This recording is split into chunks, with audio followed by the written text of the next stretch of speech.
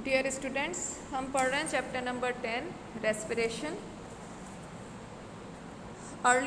In the earlier lecture we have studied about why do we respire, the basic definition of respiration, and then we have studied about the types of respiration which was aerobic respiration and anaerobic respiration। आज हम पढ़ने जा रहे हैं breathing के बारे में। Breathing आपका एक कंपोनेंट होता है रेस्पिरेशन का। So what happens in breathing? Breathing is the process by which oxygen rich air is taken in and carbon dioxide rich air is given out with the help of respiratory organs। तो जो भी oxygen rich air हम अपनी body के अंदर लेते हैं उस प्रोसेस को हम बोलते हैं इनहेलेशन, और जो कार्बन डाइऑक्साइड रिच एयर जो हम अपनी बॉडी से एक्सपेल आउट करते हैं during the process of breathing, that is known as exhalation. Next आपका टर्म आता है breathing rate. What do you understand by breathing rate? The number of times a person breathes in a minute is called the breathing rate.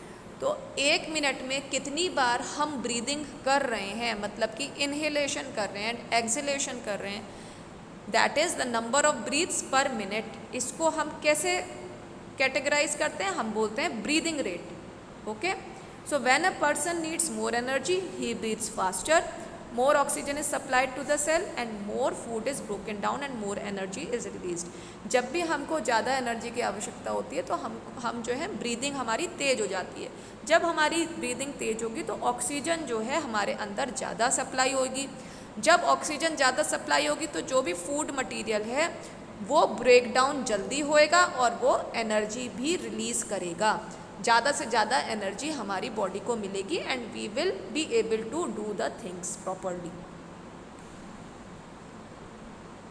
जैसे कि यहाँ पे आप कुछ चीज़ें देख रहे हैं, कुछ एक्टिविटीज़ की सोना है, एक बच्चा पढ़ रहा है, एक बच्चा वॉक कर रहा है, मदर जो है कपड़े धो रही है, एक जो है पर्सन जो है वॉक के लिए चल रहे हैं, जॉगिंग कर रहे हैं।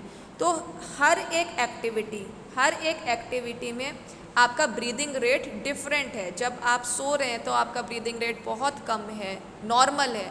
जब आप थोड़ा सा हेक्टिक वर्क कर रहे हैं तो आपका ब्रीदिंग रेट ज़्यादा हो जाता है। नेक्स्ट आ जाता है हाउ डू वी ब्रीथ।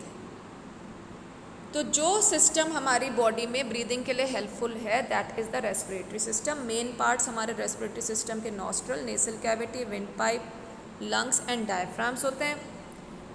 तो जब हम ब्रीदिंग करते हैं तो हमारी रिब केज, जिसको हम पसलियाँ कहते हैं, और जो मसल्स होती हैं हमारी चेस्ट कैविटी के नीचे जिसको हम डायफ्राम कहते हैं, ये दोनों एक इम्पॉर्टेंट रोल प्ले करती हैं। एक आपका रिब केज और एक आपका डायफ्राम। नेक्स्ट आपका, जब हम इनहेल कर रहे हैं, जब हम ब्रीदिंग इन ले रहे हैं, जब हम ऑक्सीजन रिच एयर को अपनी बॉडी के अंदर ले रहे हैं तो हमारी चेस्ट कैविटी इंक्रीज होती है और डायफ्राम जो है नीचे की तरफ मूव डाउन करता है।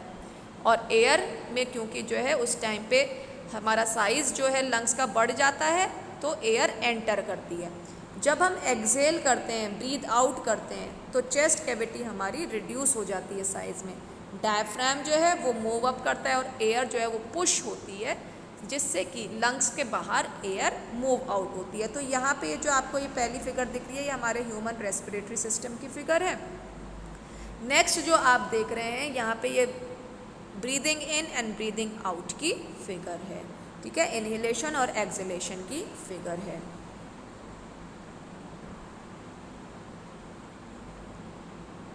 नेक्स्ट हम जो ह्यूमन रेस्पिरेटरी सिस्टम है इसको हम डिटेल में we are going to cover it in the detail in the next lecture. Thank you very much.